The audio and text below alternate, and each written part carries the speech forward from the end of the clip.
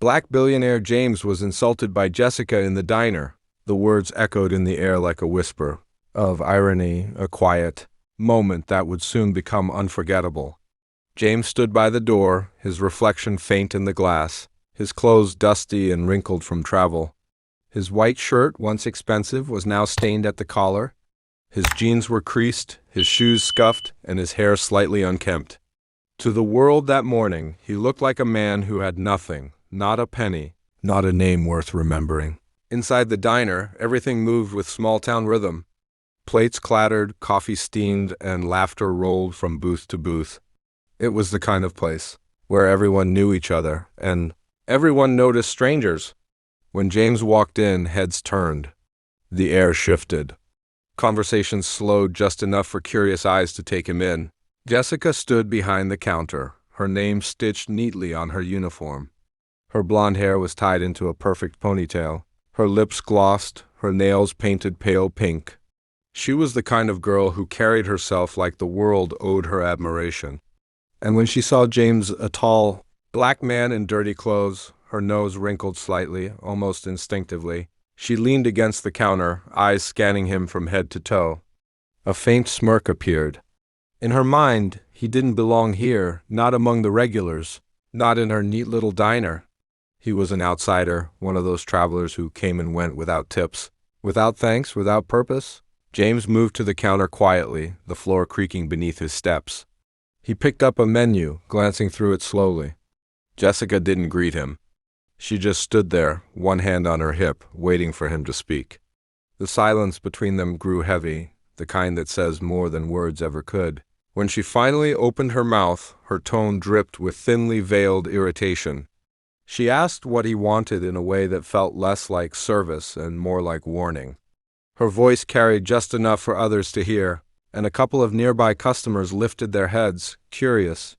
Jessica's lips curled when she saw James hesitate, studying the menu. She assumed it was because of the prices. Behind her, another waitress whispered something under her breath, and Jessica laughed, a small, cruel laugh. James heard it but didn't react.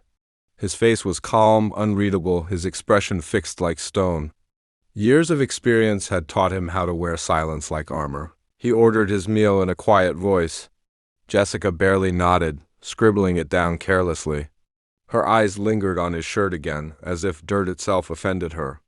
She turned sharply and walked away, shaking her head, whispering something to her coworker that made both of them chuckle. James took a seat in the far corner by the window. From there, he could see everything, the flickering neon sign outside, the parking lot full of dusty trucks, and the faint reflection of his own tired face in the glass. He looked ordinary. That was the point. To him, there was a strange kind of freedom in not being recognized. People showed their true selves when they thought you had nothing to offer. He had learned long ago that power was best understood from silence, from watching, from waiting, from knowing what others didn't. Jessica brought his coffee a few minutes later, setting it down with a clatter. The dark liquid splashed against the saucer, but she didn't apologize. Instead, she gave him a look that hovered between pity and disgust. She asked if he wanted cream or sugar, but before he could answer, she turned away. James took a slow sip. The coffee was bitter, harsh, but it didn't bother him. He had tasted worse in the early years, back when he worked nights cleaning offices after classes. Back when people like Jessica ignored him every day, he watched her move between tables, smiling brightly at other customers, the businessmen, the young couples, the locals who tipped well. But when she passed his booth, her smile faded. As if his presence dimmed the light in the room, the manager noticed but said nothing. Jessica's father was well known in town. She had grown up here. Everyone thought she'd eventually own the place. No one wanted to upset her, not even for a man they didn't know. When his meal arrived, she dropped the plate on the table carelessly. A few fries slid off the edge. James looked at the food quietly, then at her. She avoided his gaze, pretending to adjust her apron. The sound of laughter bubbled from the counter again. The other waitress whispering something sharp. James ate slowly, each bite deliberate. The food was plain, but it filled the silence. He didn't look around, didn't respond to the stares or whispers. Instead, he watched the clock on the wall tick toward noon, the rhythm steady and calm. In another life, in another suit, the same people who mocked him would have rushed to serve him, smiled wider, spoken softer. But today, they saw only what they wanted to see, a poor black man with no story worth hearing. As he finished his meal, Jessica returned with the bill. She dropped it on the table and said nothing. Her tone carried quiet annoyance, as if she was eager for him to leave. James picked it up, studying the small slip of paper. The total was modest. He reached into his pocket and pulled out a few crumpled bills, but then paused. Instead, he placed a sleek black card on the table. The logo was small but unmistakable, the kind reserved for those few who didn't need to ask the price of anything. Jessica glanced at it, confused at first. Then realization began to dawn. Her eyes widened slightly, but James said nothing. He stood up, calm and silent, leaving the card beside the untouched receipt. As he walked toward the door, the entire diner seemed to pause. Jessica stared after him, her face caught between disbelief and something colder, regret. The card glinted faintly under the fluorescent lights, a silent revelation of everything she had misjudged. Outside, James stepped into the sunlight. The day was bright, the air warm. He looked down the street, rows of small shops, the hum of distant cars, the quiet of a place that hadn't changed in years.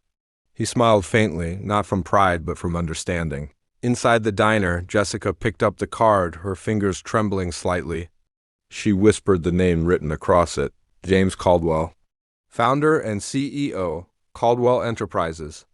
Net worth, $3.8 billion. The manager froze. The other waitress fell silent. Jessica's face drained of color. Outside, James slipped on his sunglasses and walked toward his car. A sleek black vehicle parked at the corner, dust-covered from travel, but unmistakably expensive. The engine purred as he started it, his reflection clear in the window. He didn't look back. He didn't need to. The diner door closed behind him, leaving only stunned silence. But for Jessica, that silence would echo for days, because what she had seen was not just a man she insulted. It was the mirror of her own arrogance. And for James, this was only the beginning. The next morning, the diner was quieter than usual. The regulars still came, the old men with their newspapers, the truckers with their heavy boots, the mothers with children tugging at their sleeves, but something was different. Conversations were slower, softer, and everyone avoided mentioning what had happened the day before. Jessica moved behind the counter, her usual confidence stripped away. Her hands shook slightly as she poured coffee into cups. She had barely slept. The black card still haunted her mind, the name printed in silver letters, the one she had mocked without knowing. James Caldwell. The name had appeared in magazines, business reports, and TV interviews.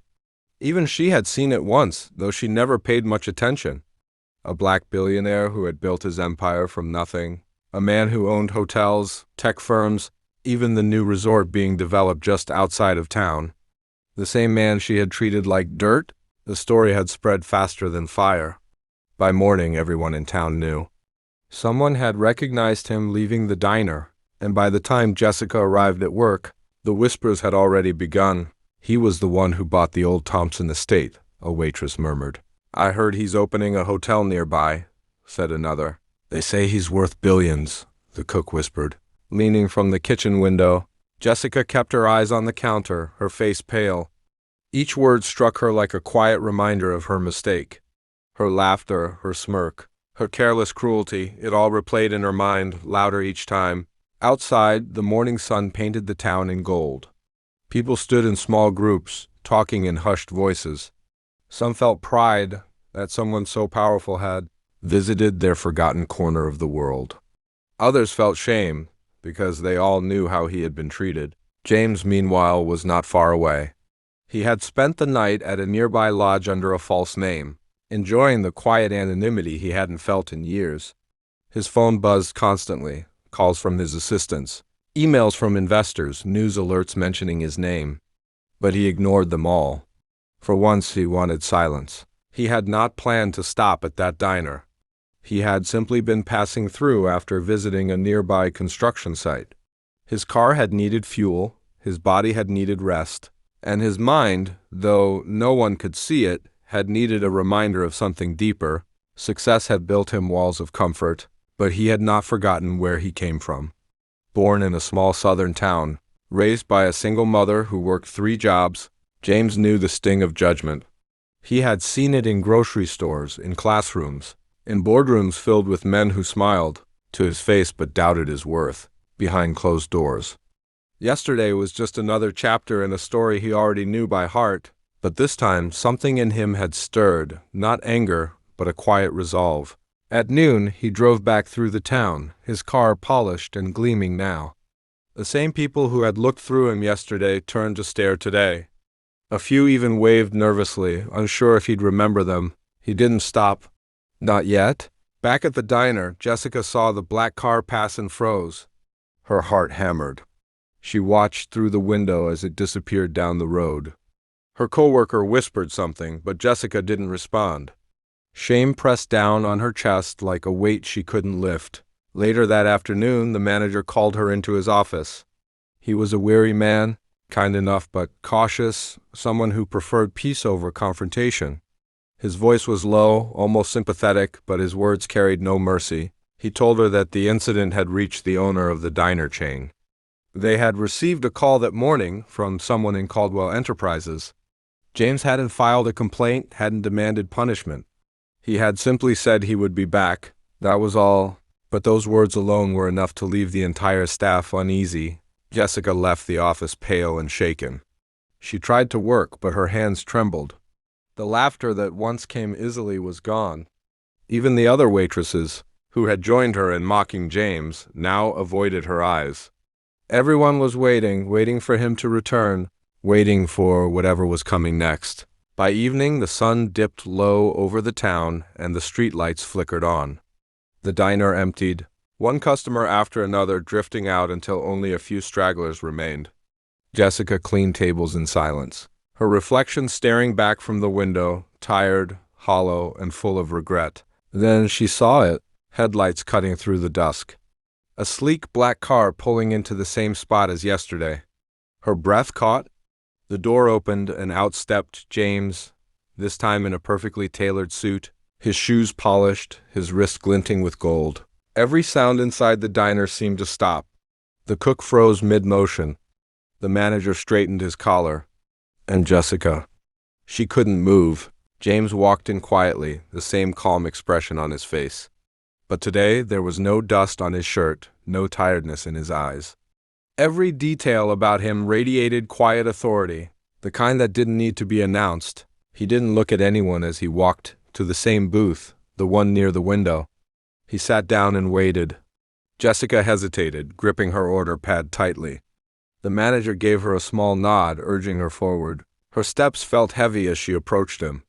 She opened her mouth to speak, but no words came. James didn't look up.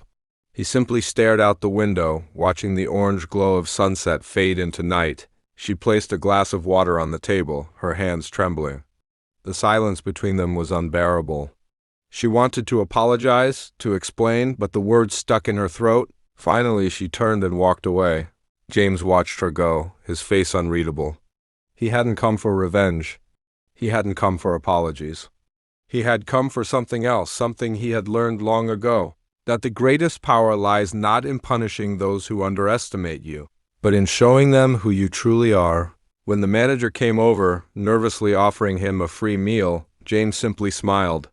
He declined politely, paid double the usual price, and stood up. But before leaving, he paused by the counter. His gaze met Jessica's, just for a moment. In that brief silence, she saw everything: forgiveness, disappointment, and quiet strength. He nodded once and turned to go. The door chimed softly as he left, the sound lingering in the still air. Outside, he looked up at the diner sign, old, flickering, worn. Something in him shifted. He made a call. His assistant answered instantly.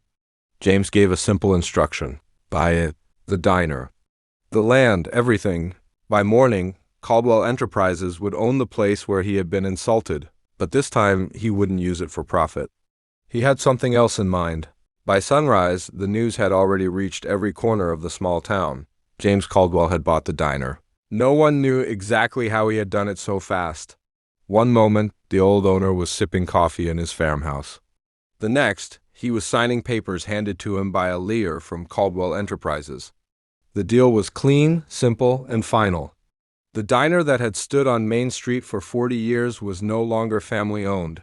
It now belonged to the man who had been mocked there only 2 days before. The locals were stunned. Some thought it was a rumor. Others said it was revenge. But James wasn't the kind of man to seek vengeance. He moved quietly, strategically, always with purpose. His actions were never emotional. They were lessons written in real life. That morning, the diner staff arrived to find a black luxury SUV parked out front. James stepped out, dressed in a charcoal suit, his demeanor calm as ever. His assistant, a composed woman with a clipboard, followed close behind. They entered the diner like sunlight entering a dim room, bright, commanding, unstoppable. The manager greeted them nervously. Jessica stood by the counter, frozen, her eyes wide. She hadn't expected to see him again, especially not like this. James spoke little. He simply walked through the place, examining everything, the faded booths, the greasy floors, the flickering neon light above the coffee machine. Every eye in the diner followed him, hearts pounding in unison. Then he turned to the manager and handed him a sealed envelope. Inside was a notice, official and undeniable. Effective immediately, Caldwell Enterprises now owned the diner. But attached to the document was another letter, one that confused everyone. James wasn't shutting the diner down. He was rebuilding it. Renovations would start in a week. Every staff member was to be retained, but with new conditions. There would be training, structure, discipline, and fairness. Salaries would increase. Service standards would rise. And more importantly, every employee would attend a company-led seminar. Respect, diversity, and human value. Jessica's name was at the top of that list. As James turned to leave, silence filled the diner. No one dared to speak. Only the soft sound of his shoes echoed against the tile floor. When he reached the door, he paused for a moment and glanced back, not at anyone in particular, but at the diner itself, as if seeing more than the walls and tables. As if he saw what it could become. Then he left. The following week transformed the town. Trucks arrived carrying construction supplies. Workers replaced broken tiles, repainted walls, and installed new lighting. The old neon sign was replaced with a new one that read, "Caldwell's Diner." People whispered in disbelief. No one had imagined that the man they had insulted would invest in their forgotten little town. News channels began to take interest, calling it the Billionaire's Redemption Project. Reporters arrived with cameras. And suddenly, the town that had once looked down on a stranger was under a national spotlight. Through it all, James remained distant but watchful. He visited occasionally, standing quietly as the work progressed. He didn't scold anyone.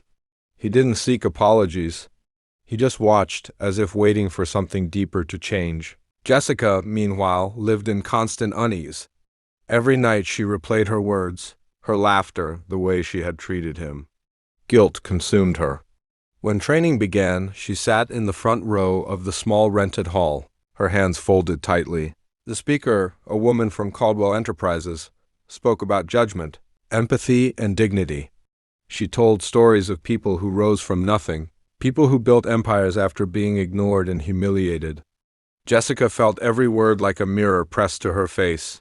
Later, when James arrived unannounced at one of the sessions, the room fell silent. He didn't lecture them. He didn't even mention what had happened. He just stood at the front, his presence alone commanding attention. He began to speak, calm, steady, reflective. He talked about how every great person he had met shared one thing, humility. He spoke of how respect could change not just businesses but lives. How you never truly knew who someone was until you listened. He never said Jessica's name, but she knew. Every word struck deeper than any punishment could have. When the diner reopened a month later, it was unrecognizable. The floors gleamed, the booths were new, and the walls carried framed photos of diverse people, families, workers, and dreamers. Above the counter, a gold plaque read, "Everyone has a story. Respect it." The first day of reopening was busy. People came from neighboring towns. Curious about the Billionaire's diner, cameras flashed as the mayor gave a short speech, thanking James for his investment. But when it was time to cut the ribbon, James did something unexpected. He called Jessica forward. The crowd murmured. She looked startled, her eyes wide and glassy. She hesitated, but he gave a small nod, the same quiet nod he had given her the night he walked away. She stepped forward slowly, her hands trembling as he handed her the scissors. She cut the ribbon. The crowd clapped. And for the first time, Jessica smiled, not the practiced, fake smile she once wore, but something humble, genuine and fragile. Later that day, as she served customers under the new sign, she noticed a change in herself. Her tone softened, her patience grew, her eyes began to see people differently. It wasn't just a job anymore. It was redemption, one served plate at a time. James visited only briefly after that. He ordered coffee, black, no sugar, and sat by the window, the same seat as before.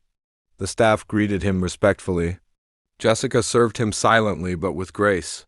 When she placed the cup before him, her hands didn't shake this time. He looked up at her and smiled. Just once. A small gesture, but one that said everything. Before leaving, he left an envelope on the table. Not a tip, but something else. Inside was a note. Growth begins when humility takes root. You learned. That's enough. Jessica read it over and over, tears filling her eyes. She understood now. This wasn't about wealth or power. It was about value. About the invisible weight of judgment and the silent power of grace. That night, as James's car disappeared into the distance, the lights of Caldwell's diner glowed brighter than ever.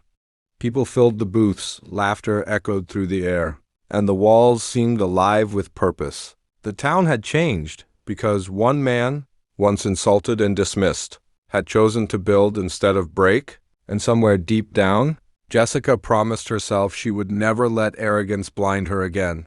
Long before the sleek cars, the boardrooms, and the billions, there was a small wooden house on the edge of that very same town. It stood quiet under the shade of old oak trees, its paint peeling, its porch creaking with every step.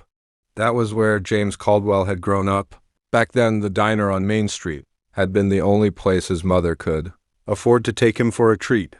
She would save coins from her, long shifts cleaning offices, and bring him there once a month.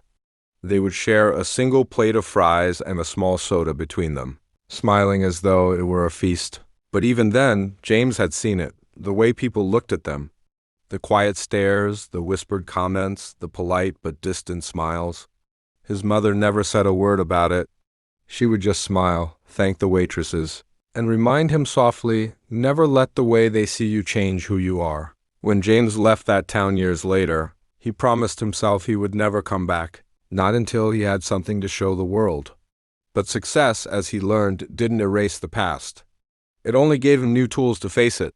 That was why he had stopped there that morning, not by accident, but by memory. He had been visiting a nearby project site, one of his company's latest resorts, and curiosity had pulled him back to the streets of his childhood.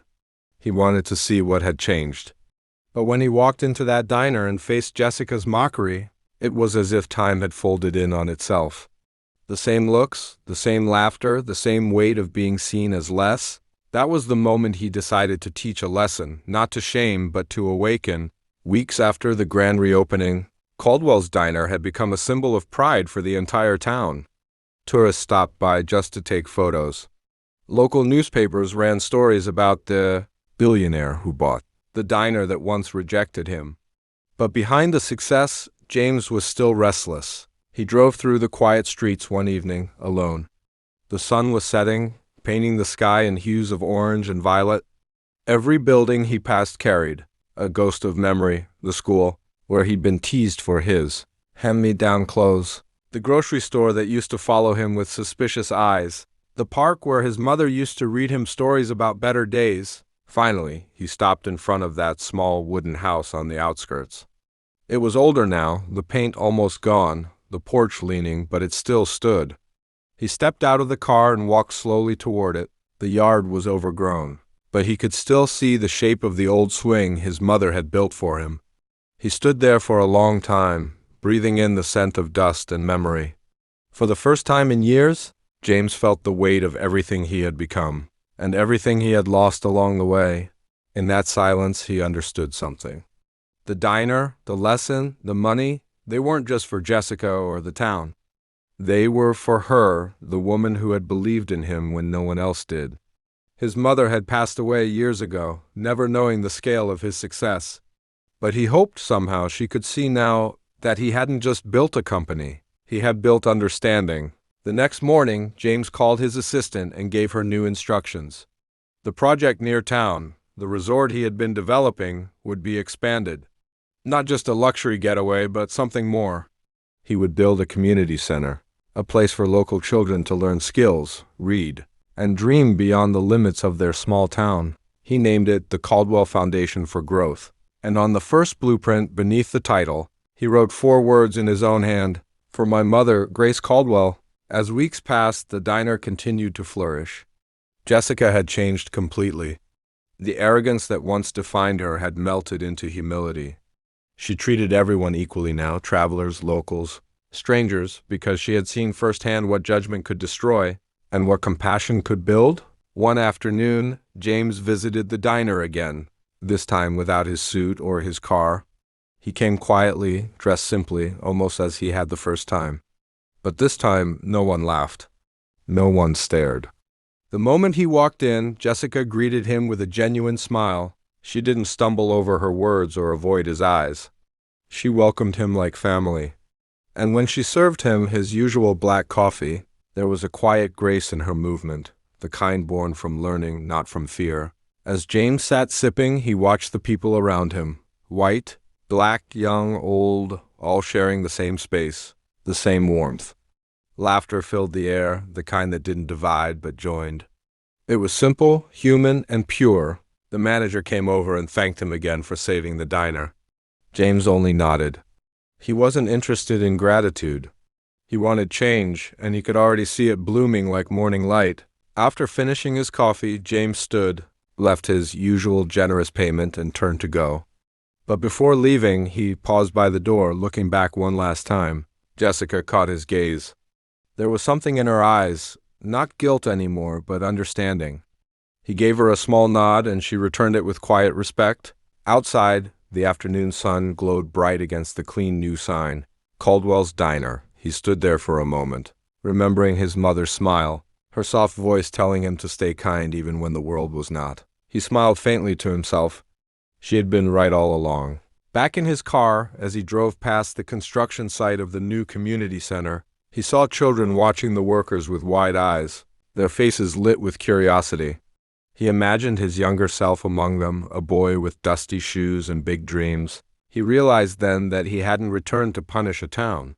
He had returned to heal it, to give it what it once denied him, hope, respect, and opportunity. And though the world saw him as a billionaire, at that moment, he was simply a man fulfilling a promise to his past. By the end of that month, the Caldwell Foundation held its first community event. Families gathered under white tents, laughter and music filling the evening air. Jessica volunteered, handing out meals with the same smile she once used to fake. But now it came from the heart. When the speeches began, James stayed in the background, watching quietly as the mayor thanked him for his generosity. He didn't need the applause. The real victory was in the faces around him, the faces that no longer looked down on anyone. As twilight settled, he stood near the edge of the crowd, looking at the horizon, the same streets that once broke him, now shining under new light. He knew then that this town would never forget his lesson. Not because he was rich, but because he had shown them that dignity was priceless. And deep in his heart, he felt something he hadn't felt in years. Peace. Years passed, and the story of the diner became something more than a tale whispered in the small town. It turned into a legend, one told to new employees, to children in schools, to travelers who stopped on their way through. Everyone knew what had happened at Caldwell's Diner, and everyone knew the name James Caldwell, not just as a billionaire, but as a man who changed an entire community without raising his voice. The diner itself had become a landmark.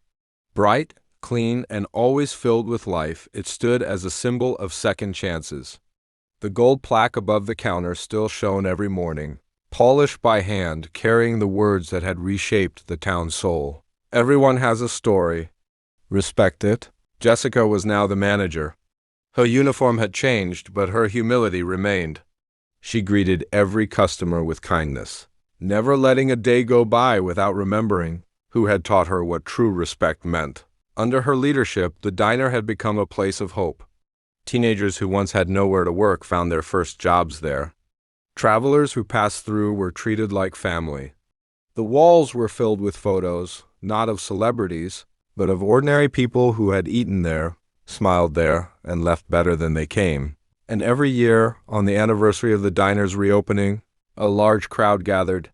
Locals, workers, and even visitors from other towns came together to celebrate what they called Caldwell Day. They would share stories of how the diner changed their lives, how kindness had become the culture of their town, how respect had become their unspoken law.